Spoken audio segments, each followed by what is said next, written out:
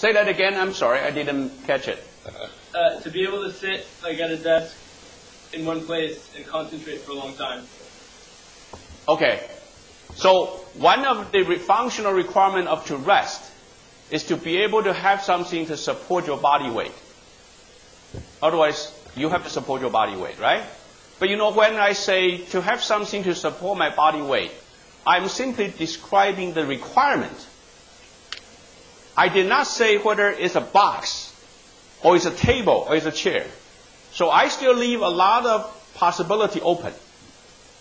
This is a very important training for innovator. That is, when you say something, try not to say the noun. Because once you say the noun, you already jump very far. And then the only thing you can do is to design a chair which is tall, low, big, small, but they are all the chair. So try to describe what you want in terms of functional requirements. Now in this slide, I described to you the difference between what is a functional requirement and what is a behavior. If you study engineering, you'll find that these two words often are defined very loosely. Because function and behavior seems to be similar thing. But to be innovator, you have to really understand the difference between these two words. When I say a function, I basically refer to my requirement that I want these things to perform such function. When I say behavior, I basically refer to I want these things. I want these things to have certain behavior, right? So when I say behavior, I already have a thing in mind. When I say function, as we said earlier, I do not want to have a specific thing in mind. I just want to focus in on what I want. So when you say a function is a requirement for innovation, when you say behavior is a possible innovative solution. Say, for example, I cannot say behavior of nothing. I have to say behavior of something. So only after I decided I'm going to have a chair, I can study the behavior of the chair. I can analyze whether the chair is strong enough, big enough, small, flexible enough. But before I have the notion of chair, the only thing I can say is function. So let me summarize this, that be an innovator. What you need to do is you need to focus on describing things in terms of function. Do not try to be biased. Do not be biased by the existing things in your world. The way to describe that is to describe the function. For example, let me give you another example. Suppose I want something to record. Something to record what I say. Right? The next moment you come to see me say, okay, maybe you need a pen. No, you're jumping very far. Who told you I need a pen? Maybe I'll just need a tape recorder. Right? So what you should say is not you need a pen, because once you say you need a pen, you already jump into behavior. Then you can analyze how big the pen is, how heavy, what kind of material, but that's just very far away. What you should say is to record, you can have, what's the function requirement? You can have a record. The record can be digital record, it can be physical record, right? So suppose you decide you're going to have a physical record. Again, I'm not talking about behavior, I'm still talking about function, right? Suppose you talk about physical record. The physical record can be generated by a pen. The pen can have a can have fountain pen, ball pen, pencil, different kind. By the way, you can also use your finger to generate physical record, can you? Got it? So maybe the things to record, to record is simply your finger. If you write in the sand, you can write down that, can you? So the answer could be your finger. The answer can, if you really desperately want to write, you can bite your finger and still write on the table, right? You can still do that, right? Certainly the cost will be very high. But that's what I'm saying when I say something to record. You don't want to give me a pen right away. If you give me a pen, you already rule out many, many different possibilities. So one of the very important things is to think functionally. not think behaviorally. Because if you think functionally, you keep many options open. If you think behaviorally, you're already locked into something. So for example, all these cases, the social economical trend that students talk about, the information access, say your information access is a requirement. Immediately say, oh, information access means students need a lot of terminal room. Let's build them a computer room. No, you already jumped very far. Who told you they need a computer room? Maybe they don't need a computer room. What you need to do is you will ask yourself, what are the functional requirements for students to access information? You need to say that rather than what will be the size of the terminal room? How many terminals we need to have? How many PC we need to have? Because there you already went very far away. Right? We talk about healthy food. Students talk about healthy food. Okay. Immediately you say, okay, that means a lot of vegetable. Well, you already jumped very far. Because maybe other way to do healthy food. Maybe the most healthy way is not to eat. So there's a lot of other things you can do. So be an innovator. I want you to exercise one thing. From now on, when you talk to your teammates, I want you to use the verb as much as you can. Try not to use the noun. The reason is when you use the noun, every noun carries a lot of baggage. It will limit your free thinking. And this kind of abstract thinking we call solution neutral thinking. You do not want to have the past solution to limit your innovation. So the first number one thing for innovator to do is to really have the ability to think in abstract level, to think the requirement independent of a particular solution. That requires some exercise. So I want each team to go back to exercise this, and you will exercise this by looking at one thing to look at, is this behavior or this is function? If it's behavior, it means you already passed that noun. If it's function, that means it's before. Okay? Let me give you an example of a mouse. Okay?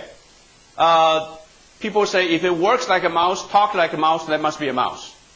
So really, what makes a mouse? By the way, when I say a mouse, I already made a mistake. I should not say mouse, right? What should I say? What should I say? What should I say rather than mouse? Pointer controller. Apparatus. A way to navigate. What? Computer. Yes, the things to navigate, the things to point. I like your wording better. Right? The things to hold. Chair. So rather than saying mouse, what I should say, because if I say mouse, immediately I will start to analyze the behavior, right? So what I should say is, I need a thing. I need a thing. It could be this, it could be that, right? I need a thing which can hold, which can point, which can click. That's what I need, right? And this is called functional description. So when I say, give me a computer input device, you will then tell me the functional requirement is to be able to click, to be able to point, to be able to hold. By the way, it doesn't have to be a mouse. It could be a joystick. It could be a trackball. It could be what? It could be a keyboard. Right? It doesn't have to be a mouse. Therefore, you don't want to say mouse. Once you say mouse, you lock out all this opportunity. So here I listed all different kind of quote-unquote mouse. They all look very different, right? The gamepad. Look at this. This is actually a mouse for handicap. They use the foot. They use your foot to click. Okay? And this is also a mouse. This is also a mouse. Right? You can use your finger. This is also a mouse. So all these things I listed here, they don't share the same material. They don't share the same form. They don't share the same dimension. Certainly color, nothing they're similar. The only thing they share is what? Functional requirement. Because every one of this can hold, can point, can click. So what you need to do is now, from now on, forget about the term mouse. Keep thinking about, is there anything that can enable me to hold? Anything can enable me to point. Anything can enable me to click. That's all I need, right? And more importantly, according to the axiomatic design, the independence axiom, you want to think about these three functions which are independent of each other, which I will come back later. Which means that when you hold, you do not want to have anything to do with point and click. When you click, you do not want anything to do with point and hold. You want each of them to be independent of each other. Better yet, you want them to be as simple as possible. Why? The best innovative solution are the simplest solution. It's always the simplest solution that's the best innovative solution. So, let me describe the thinking. First, you understand the customer need. Then you think about the functional requirement to satisfy customer need. Here, in this case, the customer need is, I want something to input to computer. I want something to interact with computer. That's the customer need. And then your functional requirement is to hold, something to hold, something to click, something to click, something to point. And then you go on, try to see what will be the simplest thing allow me to point. What will be the simplest thing allow me to click? What will be the simplest thing that I can hold? Always think about simplest thing. And think about them independent of each other. Now let me give you one example. If you think that way, this is what you can end up with. Okay? You can end up with a mouse design, another mouse design, input device design, okay? Which is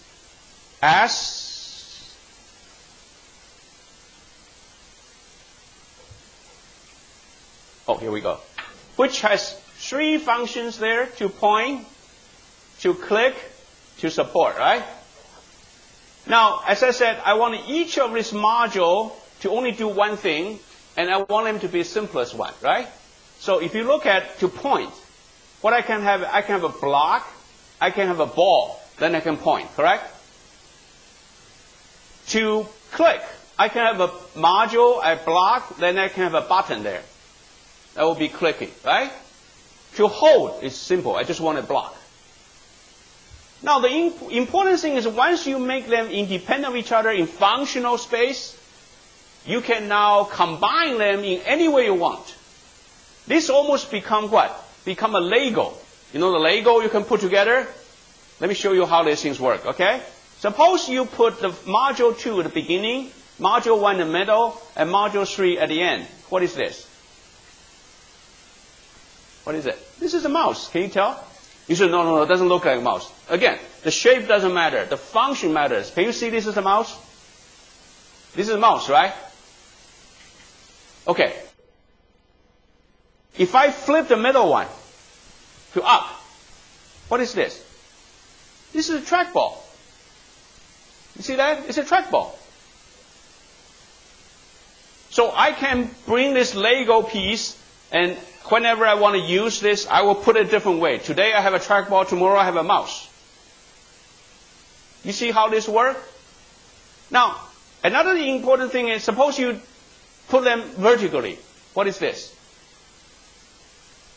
This is a joystick, right? Can you tell? This is a joystick, right?